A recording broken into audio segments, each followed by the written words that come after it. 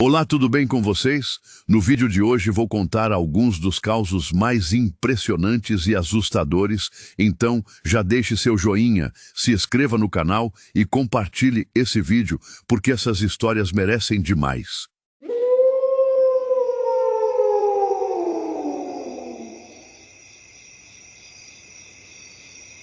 Este é mais um relato verídico ocorrido em minha família.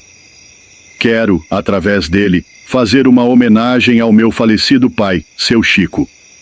O relato ocorreu na década de 90. É válido ressaltar que meu pai era um homem criado na fazenda desde muito pequeno, acostumado com a lida no campo. Ainda criança, saía para caçar tatu em noites de lua cheia, uma prática comum no sul do país. Ele se tornou médico veterinário e deixou a fazenda aos 18 anos para estudar. Era um homem cético, apesar de muito católico. Não tinha medo de nada e não acreditava em assombrações ou coisas do tipo. Durante sua carreira, esteve no Pantanal e conviveu com matas, florestas e animais de todos os tipos. Ocorre que, certa vez, ele foi ao aniversário de um amigo que morava em uma chácara na cidade de Viamão, no Rio Grande do Sul. Na época, ele tinha um Fiat Fiorino e, naquela semana, havia chovido muito. A chácara ficava a alguns quilômetros da BR. Depois de comemorar o aniversário, comer churrasco e aproveitar a noite, por volta das 2 da manhã, resolveu ir embora. Foi então que tudo aconteceu.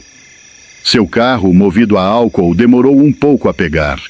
Ele dirigia devagar, pois a estrada estava cheia de buracos e lama, impossibilitando uma aceleração maior. Ao longe, viu algo peludo e branco na estrada. De primeira pensou que fosse uma ovelha, mas o tamanho era desproporcional. A criatura parecia ter dificuldade para andar. Logo ele descartou a possibilidade de ser uma ovelha, pois sabia que esse tipo de animal não costumava andar sozinho naquele horário. À medida que se aproximava, o receio crescia. Foi então que a criatura atravessou a estrada e ficou em 2 patas. Meu pai descreveu aquilo como a coisa mais feia e esquisita que já vira. Os dentes saíam para fora da boca, babava e tinha olhos como chamas. As orelhas eram enormes, do tamanho das de um burro. Ele sempre dizia que foi a primeira vez na vida que sentiu medo. No entanto, sua experiência como veterinário o fez notar algo estranho. A criatura parecia estar pedindo ajuda, como se estivesse sentindo dor. Ele segurou uma imagem de Nossa Senhora Aparecida que tinha no carro e seguiu em frente. Como a estrada era estreita, passou muito perto do ser, sem ter como acelerar devido aos buracos. Quando finalmente chegou à BR e deixou a criatura para trás, parou em um posto de gasolina para beber água e se acalmar antes de seguir viagem. No dia seguinte, nos contou tudo, ainda apavorado. Muito sério, afirmou que nada da fauna brasileira se encaixava naquilo. Eu vi um lobisomem, dizia ele. Para as patas traseiras fazerem aquele movimento, os joelhos deveriam se quebrar. É impossível uma curvatura assim. O que eu vi, tenho certeza, era um lobisomem.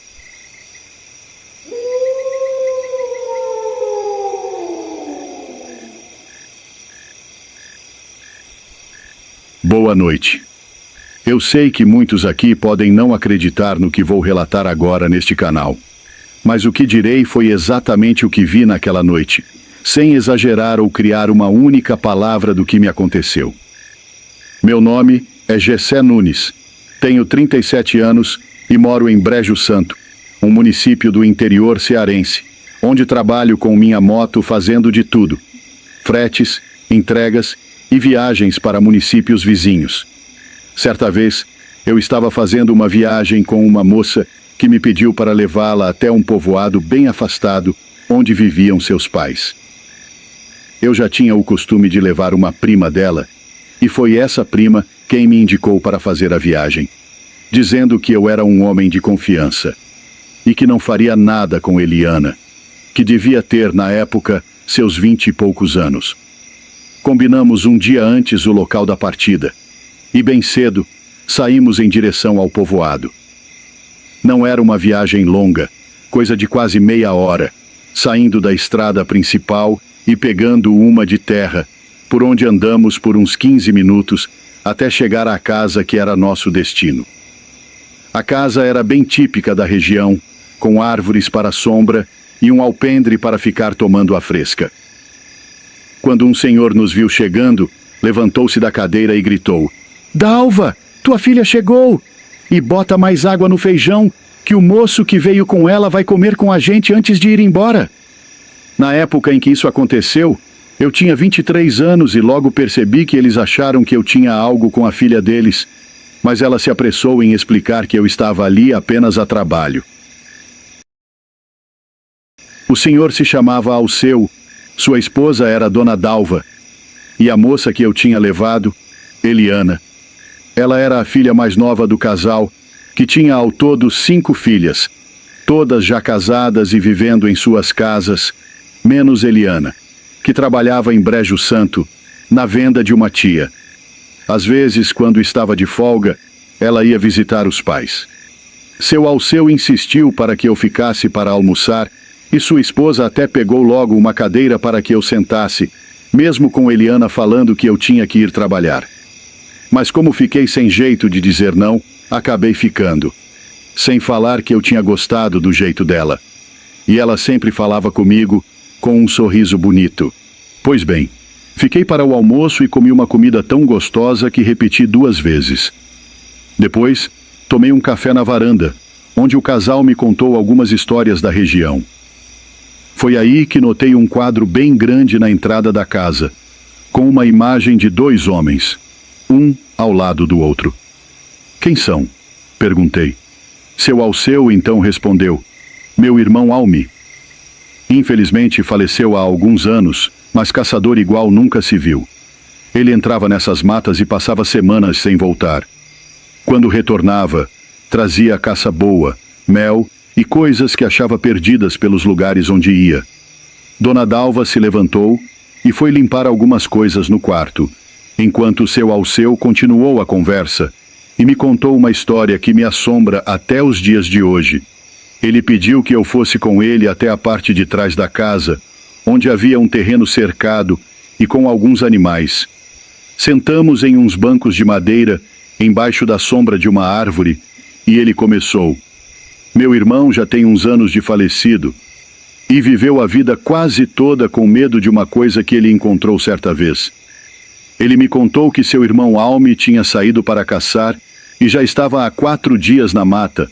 Na época, a mãe deles ficava com o coração na mão cada vez que ele demorava assim.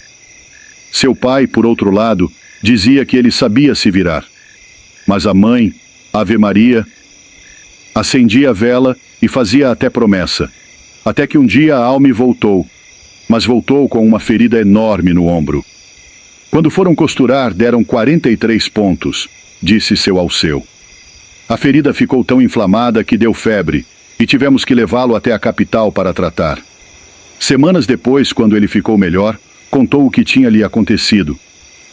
Eu estava caçando, ele disse, e escutei um animal sendo atacado, já perto de um cercado próximo a uma estrada. Desci da tocaia para ver o que era, porque o barulho estava muito estranho. Quando olhei, vi uma coisa que quase não acreditei. Havia um bicho de pelos ralos, como se fosse uma pessoa, mas tinha umas orelhas grandes e pontudas. Nas costas, asas. Devia medir cerca de 1,5 metros. De costas, lembrava um homem, mas não era. Quando tentei me afastar, fiz barulho. A coisa deu um salto e num instante sumiu da minha vista. Então corri, tentando fugir, mas só senti as garras cravadas no meu ombro e uma dor que me fez cair no chão. Foi quando olhei para cima e vi o monstro. Era como se fosse um morcego gigante, ele disse. As garras dele estavam cravadas em mim e quando puxei, rasgou tudo. Ele disse que o bicho fez um som tão alto que seus ouvidos ficaram doendo.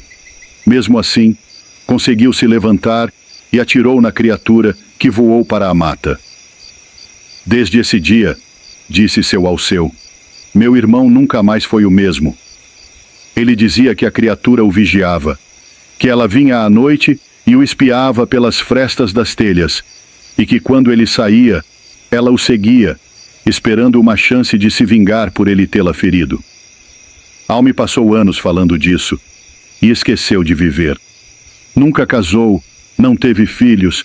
Dizia que se tivesse uma esposa ou um filho, a criatura poderia levá-los, só para se vingar. Eu achava que ele tinha perdido o juízo, disse seu Alceu. Até que uma noite eu vi a coisa também. Ele me contou que foi ali mesmo, naquela casa, 2 anos depois da morte do irmão. Era pouco mais de 9 da noite, quando algo pousou em uma das árvores próximas. Era ela. Era a criatura das histórias de meu sogro. Segurei o ar como se ela pudesse me ouvir e fiquei observando, até que vi a luz da frente ser acesa e a coisa sair voando. Sim, ela saiu voando para o escuro. Saí do quarto e fui até a porta. Lá estava meu sogro, armado, olhando na direção dos animais. Ao me ver, ele falou. Eu disse que às vezes a coisa aparecia. Você viu? Balancei a cabeça, confirmando, e ele continuou. Ela vem e fica atormentando os bichos, mas não faz mais que isso. Quando acendo a luz, ela voa para longe. Ela sabe que, se tentar entrar, eu farei o mesmo que meu irmão fez com ela anos atrás. Entramos na casa, e quando amanheceu, eu estava com uma cara de cansado e olheiras impossíveis de esconder. Na noite seguinte, não vimos nada, e dei graças a Deus. Anos depois, já casado com Eliana, seus pais resolveram morar perto de nós. Mesmo assim, por muitos anos, fui dormir alguns fins de semana no sítio, e ainda ouvia coisas estranhas por lá, mas nunca mais vi a criatura novamente. Meu sogro a chama de morcego humano, e vendo alguns relatos aqui sobre criaturas aladas, resolvi contar minha história. Seria a mesma criatura dos relatos alados, a que vi em Brejo Santo? Ou será que existem mais delas espalhadas por todos os lugares? Só sei que o morcego humano ainda está por aí, voando em lugares desertos, onde pode atacar sem ser visto.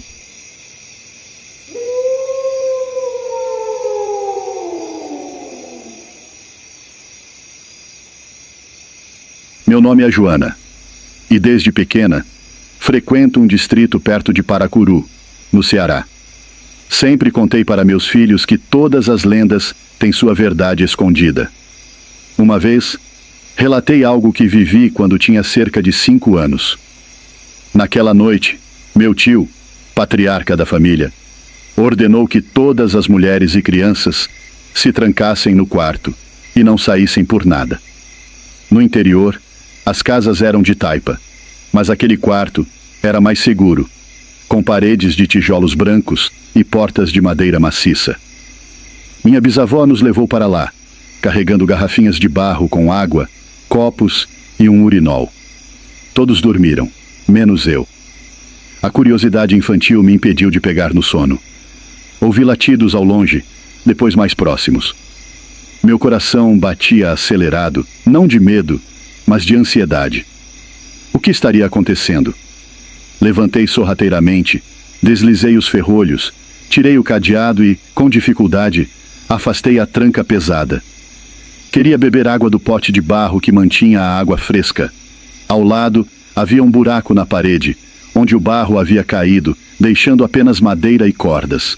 Enquanto bebia, um rosnado ofegante interrompeu meus pensamentos. Virei devagar e vi uma mão enorme, peluda, com garras afiadas tentando passar pelo buraco. Os pelos eram escuros, eriçados. Na minha inocência, achei bonito e passei a mão, acariciando a criatura. O rosnado cessou por um instante. Foi quando ouvi um latido feroz, e a criatura puxou a mão com rapidez. A barulheira cresceu. Minha bisavó apareceu, pálida, os olhos arregalados.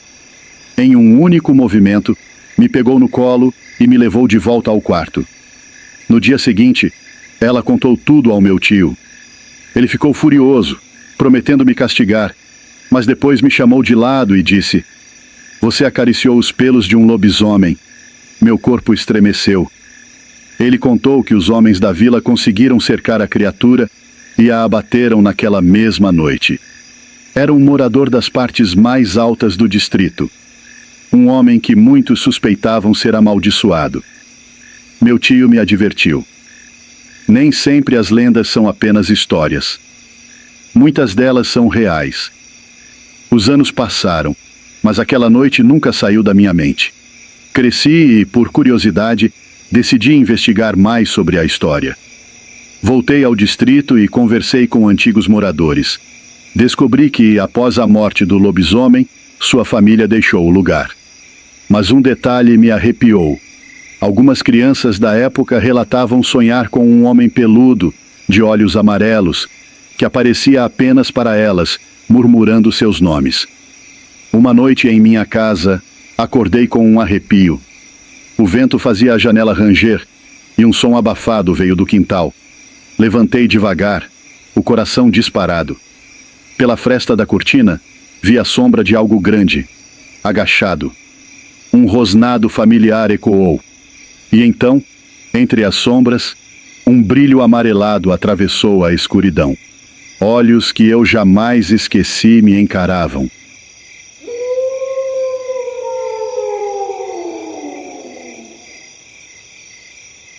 Isso aconteceu faz uns anos, quando eu ainda morava na casa da minha avó, numa cidadezinha pequena do interior. Aqui o povo é bem religioso e tem muito respeito por essas coisas de Quaresma e Sexta-feira Santa. Minha avó sempre me dizia para não sair na véspera da Sexta-feira Santa, que era tempo de respeito e recolhimento, porque era uma noite em que as almas penadas e outras criaturas andavam soltas. Mas eu, teimoso, não dei bola. Era quinta-feira à noite e uns amigos me chamaram para ir a um boteco que ficava umas 3 ruas depois da praça principal.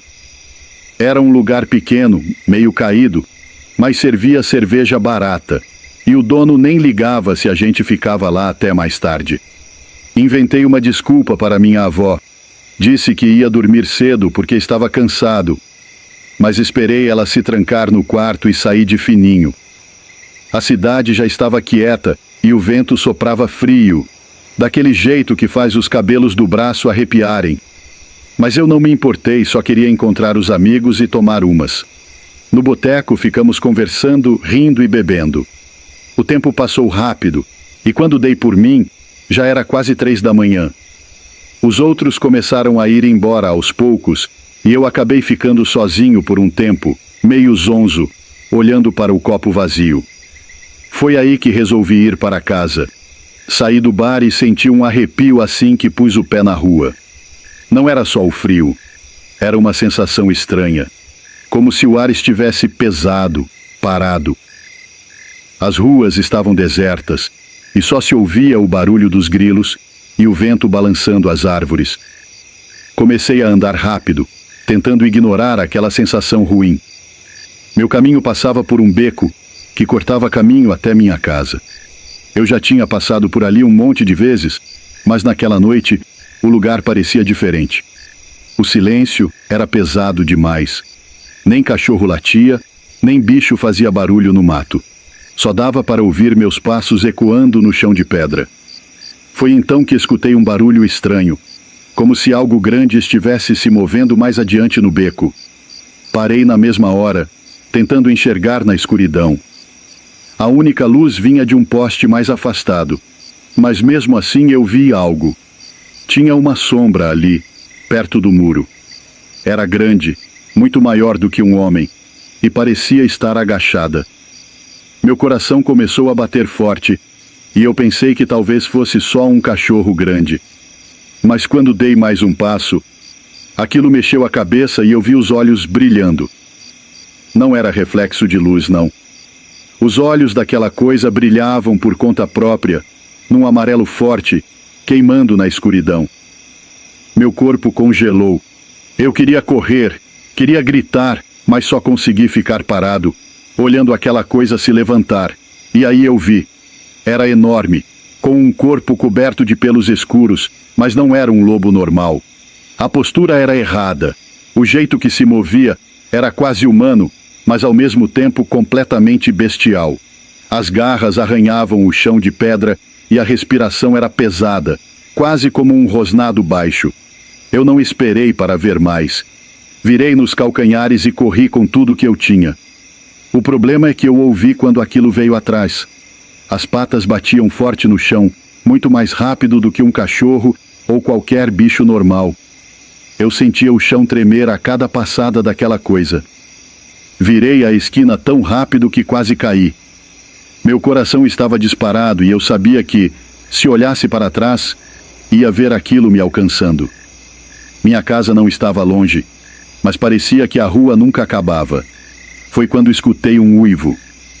Mas não era um uivo comum, como os de cachorro ou lobo. Era um som profundo, quase humano, como se estivesse sofrendo e furioso ao mesmo tempo.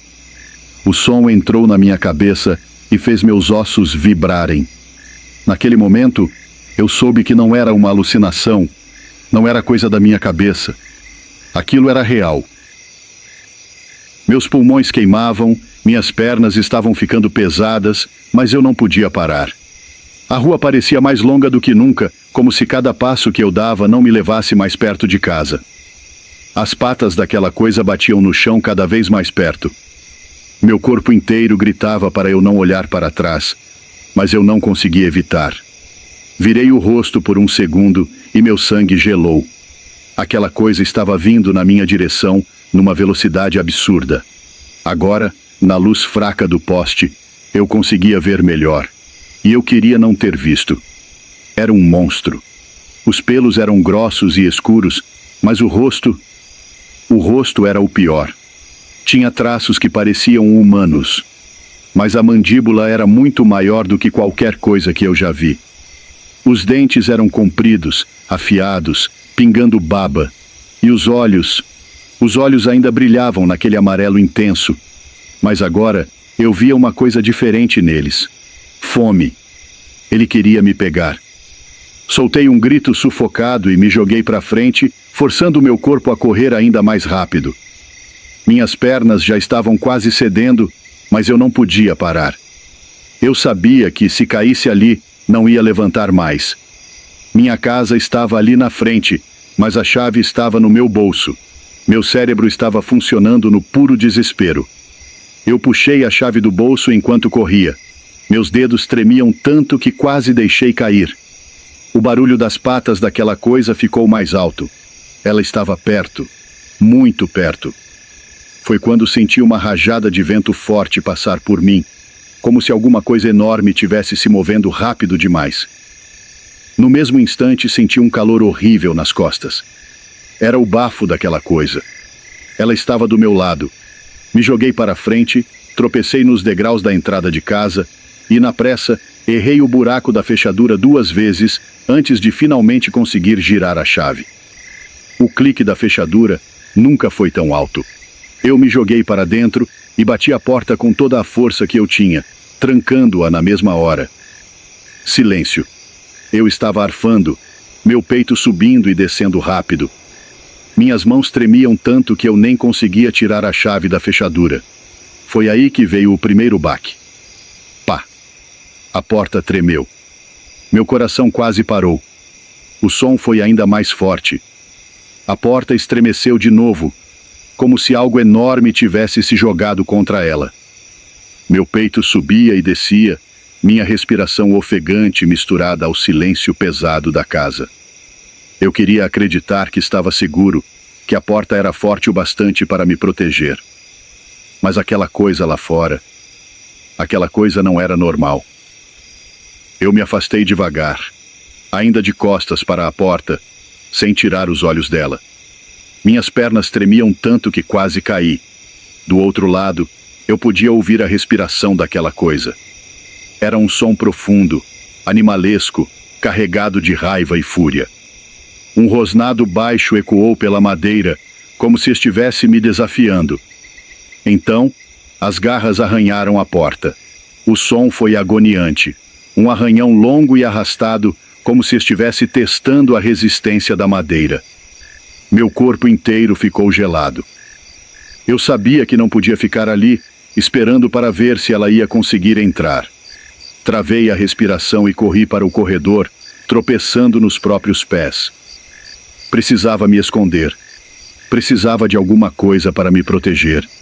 Entrei no quarto da minha avó e fechei a porta com cuidado. Ela dormia pesadamente, respirando tranquila, alheia ao terror que acontecia lá fora. Meu primeiro instinto foi acordá-la, mas... o que eu ia dizer? Que tinha um monstro tentando entrar na nossa casa? Quem acreditaria nisso? Ela só ia achar que eu estava bêbado ou delirando. Pá! Outro golpe na porta da frente. A casa inteira tremeu. Minha avó se mexeu na cama, resmungando, mas não acordou. Meu coração batia tão forte que eu achei que fosse explodir. Foi quando ouvi algo ainda pior. Um estalo seco, como madeira rachando. Meu estômago se revirou. A porta estava cedendo.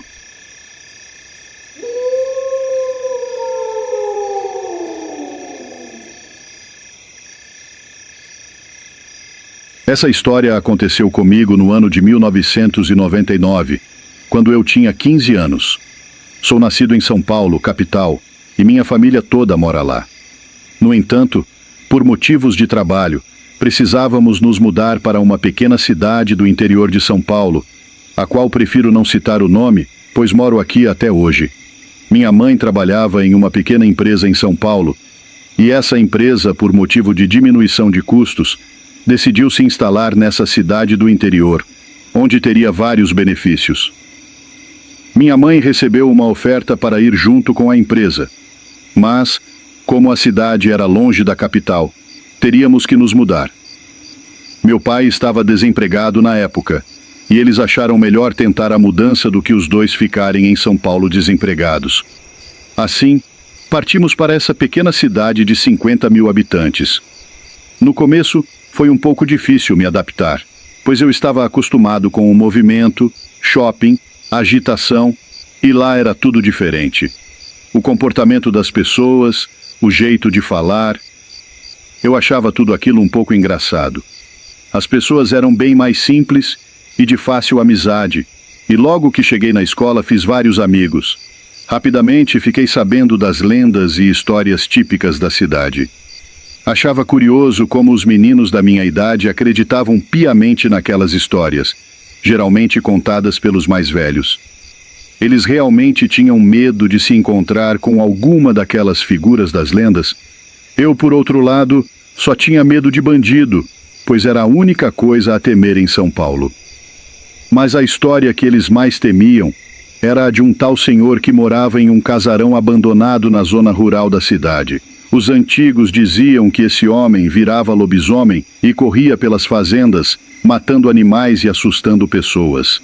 Achava engraçado, e de tanto falarem da tal história, desafiei meus amigos a pegarmos nossas bicicletas e irmos até o casarão para ver se tinha alguém morando lá. Alguns toparam, outros não. Acabamos em um grupo de 5 meninos. Um deles, a quem chamarei de Lucas, conhecia bem o lugar, pois sua avó morava em um sítio próximo. Ele sugeriu que passássemos um fim de semana no sítio e de lá fôssemos até o casarão. Minha mãe relutou muito em deixar eu ir, pois não conhecia o lugar nem a família desse meu amigo. Tivemos que pedir para a mãe dele ir até minha casa conversar com meus pais, que com muito custo deixaram eu ir. Peguei uma mochila, coloquei algumas roupas dentro e partimos para o sítio. Não era muito longe da cidade, cerca de 30 minutos de pedalada, e já estávamos lá. Para mim, tudo aquilo era novidade. Nunca tinha visto uma vaca ou cabra de perto, e meus amigos achavam engraçado minhas reações. Almoçamos e decidimos ir até o casarão, já que o propósito da ida ao sítio era esse. O casarão era um lugar imponente e assustador. Um casarão antigo de fazenda, totalmente abandonado. O mato quase o escondia completamente, restando apenas uma pequena trilha que levava à sua porta principal. Era evidente que, em outra época, aquele lugar fora muito bonito. Parávamos as bicicletas na beira da trilha e começou o jogo de empurra-empurra, para ver quem ia ser o primeiro a entrar. Para mostrar valentia, decidi ir na frente, mesmo morrendo de medo. Cheguei perto da entrada e senti um forte cheiro de mofo.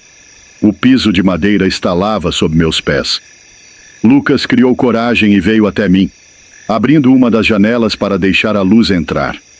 O lugar, depois de iluminado, parecia menos assustador.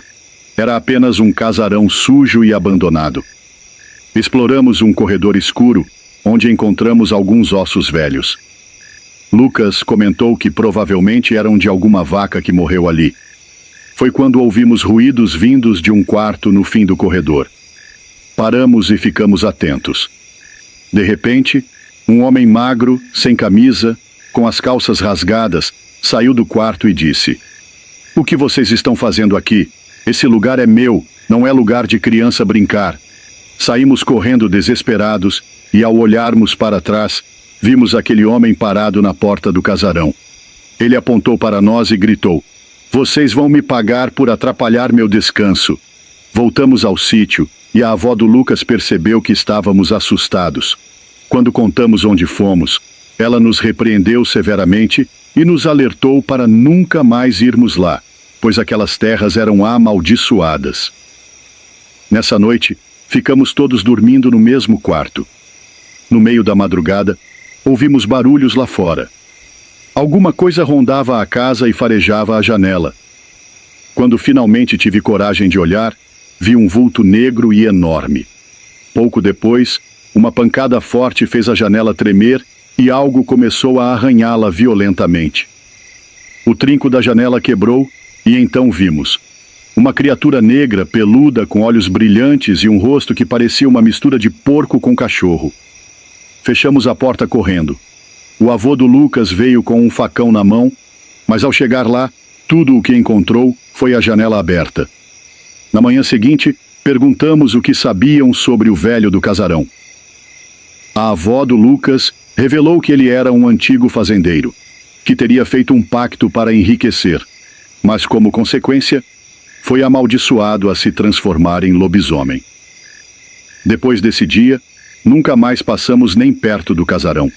Hoje, com 35 anos, essa história ainda é contada na cidade. O casarão continua lá, em ruínas, e o velho, bem, ninguém sabe ao certo se ele ainda está lá ou se já foi levado por sua maldição.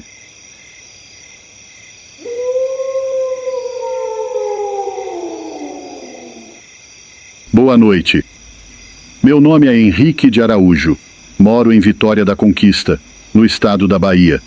E a história que vou contar foi vivida por meu avô, Aurelino de Araújo. É sobre uma criatura que habitava uma casinha abandonada lá na Serra de Caetité.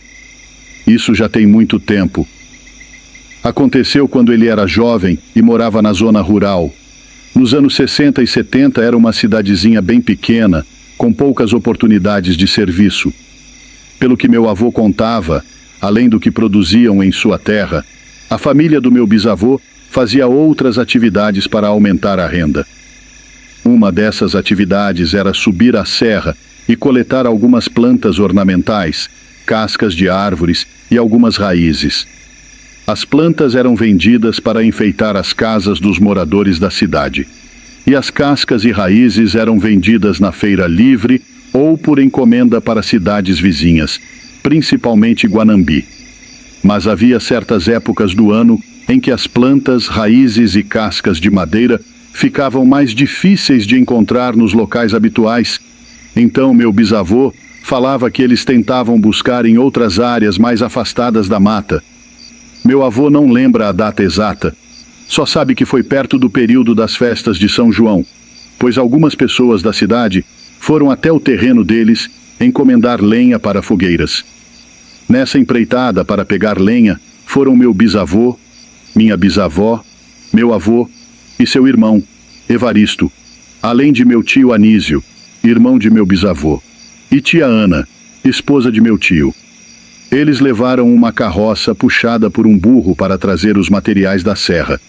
Saíram de casa bem cedo, ainda no escuro. Meu bisavô conhecia aquele trajeto como a palma da mão, pois pelo menos uma vez por semana faziam esse caminho para buscar plantas e raízes. Como meu bisavô tinha encomendas de 2 fogueiras, decidiu que ficariam na serra até o começo da noite. Trabalharam bastante durante a manhã e, perto do meio-dia, minha avó e minha tia Ana pararam o que estavam fazendo para esquentar a comida em um fogão improvisado e fritar carne para o almoço. Nessa hora, meu avô e meu tio Evaristo atravessaram o riacho e foram até um descampado tentar caçar algumas pombas. Se conseguissem, já teriam carne fresca para a janta. Após andarem um pouco pela mata, pegaram outra trilha e avistaram uma casinha de madeira abandonada. Meu avô foi até lá e percebeu que havia uma trilha ao lado da casa que levava para o outro lado da serra. Ele olhou ao redor e percebeu que a casa não tinha ninguém. A porta não tinha fechadura, apenas uma trava pelo lado de dentro que estava aberta. Meu avô e seu irmão entraram e viram que, pela quantidade de poeira e teias de aranha, há muito tempo ninguém limpava o lugar. Mesmo assim, estranharam o fato de que, lá dentro, havia muitos objetos de uso. Havia um fogão a lenha, um banco grande de madeira ao lado de uma mesa, um pote de barro ainda com água, e no quarto, uma cama feita de varas de bambu com algumas roupas velhas. Meu tio quis remexer as coisas da casa, mas meu avô o chamou para sair, e foram correndo avisar o pai sobre o que tinham encontrado. Quando contaram, meu bisavô e meu tio se levantaram para ver a casa. Ao chegar perto, meu tio logo comentou que, pela quantidade de mato ao redor, a casa estava abandonada há muitos anos. Mesmo assim, entraram. Meu bisavô ficou tentando descobrir quem poderia ser o dono daquele lugar. Depois de alguns minutos, voltaram para a beira do riacho, onde minha bisavó e minha tia estavam preparando o almoço. Comeram e, depois de descansarem, voltaram a coletar raízes e a lenha das fogueiras. Por volta das 17h30, a mata já estava bem escura. Nessa época do ano, escurece mais cedo, e dentro da mata, a escuridão chega ainda mais rápido. Foi então que o cão do meu avô começou a ficar agitado, latindo sem parar na direção do riacho.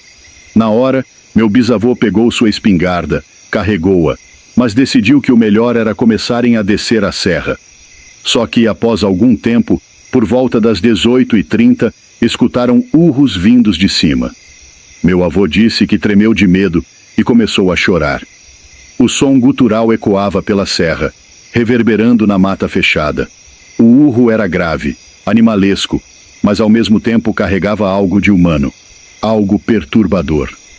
O coração do meu avô batia descompassado enquanto ele enxugava as lágrimas e tentava manter o ritmo da caminhada. Meu bisavô acelerou o passo, puxando a carroça, enquanto meu tio Anísio caminhava logo atrás com a espingarda em punho. O cachorro continuava inquieto, farejando o ar e rosnando, os pelos eriçados como se algo invisível os cercasse. A cada passo que davam, os urros se aproximavam. Agora, não vinham apenas de um ponto, mas pareciam cercá-los, vindo de diferentes direções. A mata densa tornava impossível ver além de poucos metros, e a única coisa que iluminava o caminho eram os últimos resquícios de luz do entardecer. Foi então que algo se moveu entre as árvores. Primeiro, uma sombra. Depois, 2. O barulho de galhos quebrando e folhas se remexendo indicava que não estavam sozinhos. Algo os seguia. "Rápido!" gritou meu bisavô tentando manter a calma, mas já puxando meu avô e meu tio pelo braço. Foi quando veio o primeiro ataque. Algo grande saltou de trás de uma árvore e caiu sobre o cachorro. O animal soltou um ganido desesperado e foi arrastado para dentro da escuridão da mata antes que alguém pudesse reagir. Tudo aconteceu em segundos. Minha bisavó gritou, mas meu bisavô a segurou firme, empurrando todos para continuarem andando. "Não olhem para trás. Sigam em frente." O barulho de mastigação e estalos de ossos quebrando fez o sangue do meu avô gelar. Seja lá o que fosse aquela coisa, estava devorando o cachorro. E então, Um novo urro rasgou a noite, muito mais próximo. O cheiro de sangue e carne podre invadiu o ar. Meu tio Anísio ergueu a espingarda e disparou para dentro da mata. O tiro ecoou na serra, seguido de um silêncio sepulcral. Por um instante, parecia que aquilo havia sumido. Mas então, um barulho surgiu das árvores acima. Algo estava se movendo nas copas, pulando de galho em galho, acompanhando-os. De repente, uma figura grotesca se lançou do alto e caiu a poucos metros deles. Era alto, esguio, com membros longos e desproporcionais. A pele era escura, quase negra, coberta por uma camada de pelos ralos. Os olhos, grandes e vermelhos, brilhavam na escuridão, e sua boca era uma fenda cheia de dentes pontiagudos. As mãos tinham garras enormes e sujas de sangue. Meu tio Anísio tentou recarregar a espingarda, mas a criatura foi mais rápida. Num movimento ágil, avançou sobre ele, derrubando-o no chão. Meu bisavô agarrou um facão e golpeou a perna da coisa, que urrou de dor e recuou por um segundo. Esse momento foi o suficiente para que todos corressem. Desceram a serra a toda velocidade, deixando para trás a carroça e parte da lenha. Ouviam a coisa se movendo atrás deles, mas pareciam estar conseguindo se distanciar. Só pararam ao avistarem as luzes fracas da casa de um vizinho na base da serra. O monstro soltou um último grunhido e desapareceu na mata. Quando amanheceu, voltaram até o local com mais homens da vila, armados. A carroça estava virada, as raízes espalhadas, mas o que mais assustou a todos foram as pegadas deixadas na terra úmida. Eram enormes, com dedos longos e garras afiadas.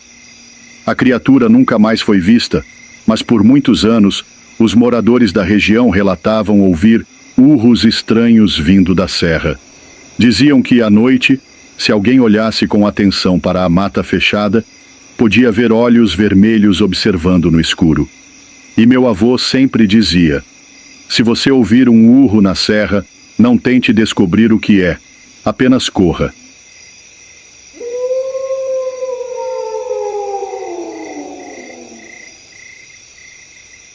Meu nome é Eduardo Almeida. Sou repórter investigativo e há anos me dedico a desvendar histórias envoltas em mistério. Quando me deparei com o caso da menina sem nome de Pernambuco, soube que precisava viajar até Recife para compreender essa lenda que assombra os moradores há mais de 5 décadas. Meu objetivo era seguir os rastros do passado e descobrir se ainda havia algo a ser contado. Ao desembarcar na cidade, o ar quente e úmido me envolveu como um manto pesado. Recife, com suas ruas históricas e arquitetura imponente, tem um charme único. Mas eu não estava ali para contemplar a beleza local. Meu destino era o cemitério de Santo Amaro, um dos mais antigos e imponentes da cidade. No centro daquele labirinto de túmulos imponentes e esculturas detalhadas, estava o mais visitado de todos, o da menina sem nome. Antes de me aventurar até o cemitério, mergulhei nos arquivos antigos dos jornais locais. A história datava de 1970, quando o corpo de uma menina de aproximadamente 8 a 10 anos foi encontrado na praia do Pina. Os detalhes do caso eram macabros: mãos atadas para trás, cordas envolvendo seu pescoço, ferimentos por objeto perfurante e areia em suas vias respiratórias. Ela ainda estava viva quando foi deixada na praia, condenada a um destino cruel e solitário. Nenhum parente a reclamou. Nenhum nome foi atribuído a ela além do título fúnebre: menina sem nome. O crime jamais foi completamente esclarecido, e o homem condenado, Geraldo Magno de Oliveira, desapareceu na prisão sem deixar rastros. Mistério dentro do mistério. No dia seguinte, fui até o cemitério de Santo Amaro. Caminhei por entre as sepulturas, observando nomes esquecidos pelo tempo.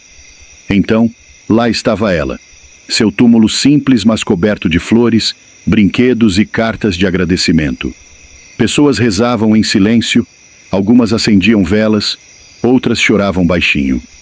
Uma mulher mais velha se aproximou e me olhou diretamente nos olhos. Ela atende aos pedidos, sabe? A menina. Muitos vêm aqui pedir algo e ela ajuda. Eu mesma recebi uma graça. Meu filho estava doente, desenganado pelos médicos.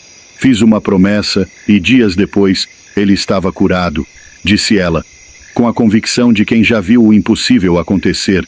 Deixei um bilhete ao lado da lápide, um costume que muitos praticam, e decidi passar a noite ali. Falei com o administrador do cemitério e, após muita insistência, ele permitiu que eu ficasse até o amanhecer.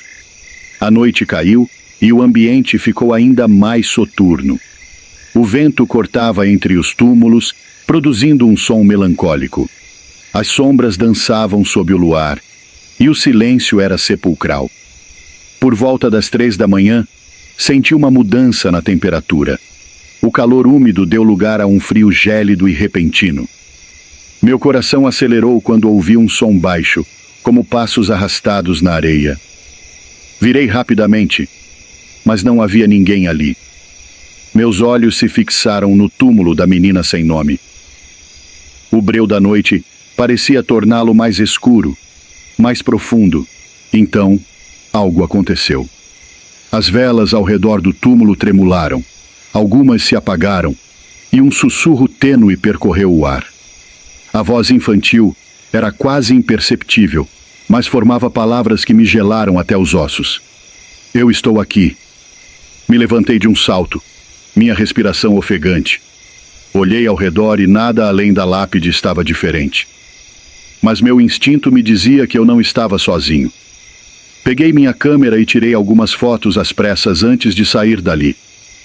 No dia seguinte, ao analisar as imagens, meu sangue gelou. Em uma das fotos, ao lado do túmulo, havia a silhueta de uma criança. Seu rosto era indistinto, mas os contornos de um corpo pequeno e magro estavam lá. Uma menina, com o olhar fixo em mim. Saí de Recife sem conseguir respostas concretas, mas com a certeza de que algo além do nosso entendimento ainda paira sobre aquele túmulo. A menina sem nome continua ali, esperando, por justiça ou por companhia.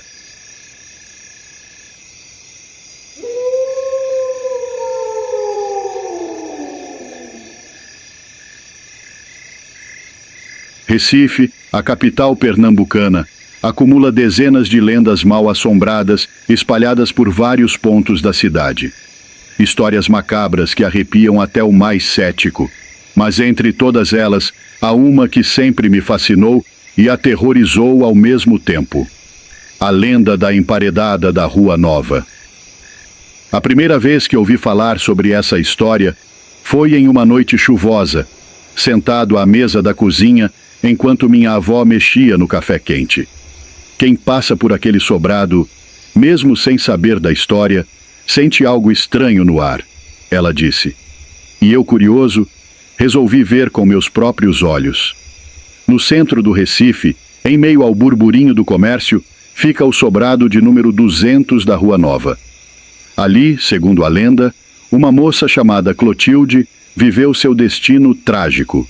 Seu pai, um comerciante português conhecido pela brutalidade e pelo temperamento vingativo, descobriu que a filha engravidara de um jovem. Enfurecido, mandou matar o rapaz.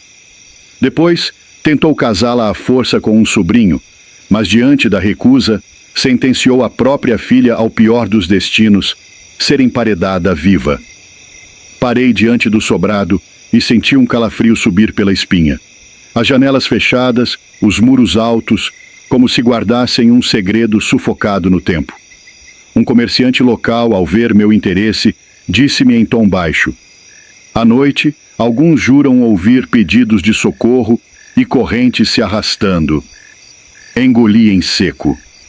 Mas aquela não seria a única lenda que eu investigaria.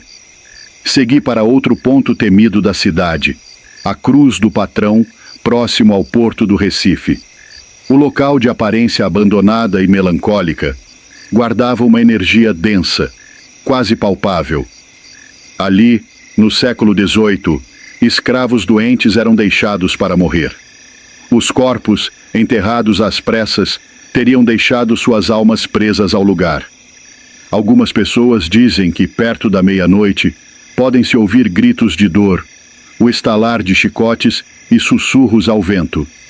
Fiquei ali por alguns minutos, sentindo o peso da história nas pedras frias. De repente, um vento gelado soprou contra mim e um arrepio percorreu minha pele. Coincidência? Não sei dizer. Mas o Recife não é feito de apenas duas assombrações. Continuei minha jornada até a Praça Chora Menino, lugar marcado por um massacre ocorrido no século XIX. Soldados revoltados mataram civis inocentes, inclusive crianças, que foram enterradas às pressas no local. Dizem que, ao cair da noite, o choro dos pequenos pode ser ouvido entre as árvores.